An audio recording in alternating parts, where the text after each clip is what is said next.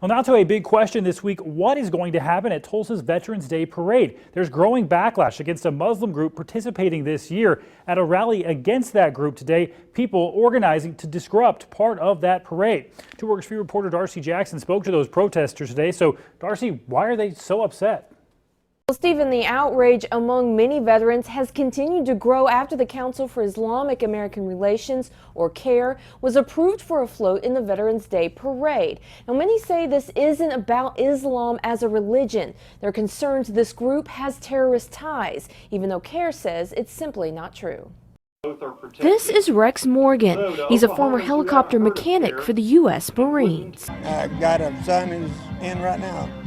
So it runs in the family. A family history of patriotism. That's what he says brought him to the rally Sunday to stand up against CAIR, a group he calls the enemy. From everything I know, they're tied in with the Muslim Brotherhood, which is tied into everything we're fighting against. It's a slap in the face. Morgan is not alone. Sunday's rally drew in folks of all walks of life and military branches, including local leaders. That's a disgrace. That's a thumb in the eye, a finger in the poke in the eye to the American veteran. And we can't judge motives, but we certainly can judge actions, and their actions are very evil and diabolical to the American way of life. Thank you, God, that you fight for your people. Together, the group promised that come Wednesday, they would turn their back on CAIR's float as it came down the parade route.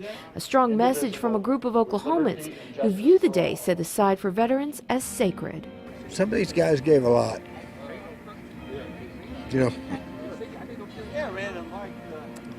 Sorry, but some gave all. So we got to do something to memorialize that. You can't just forget when a guy gives up his life for his country. You can't forget that. And you don't think these people being there is appropriate? No, I don't. And we did reach out to CAIR to get a response about the rally. They say they're heartbroken about the event, but do not want to comment. Darcy Jackson, 2 Works for You.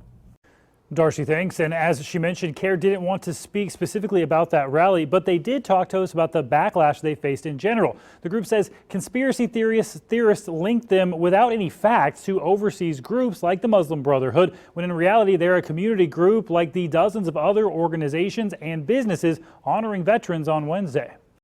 And I'm proud of my country.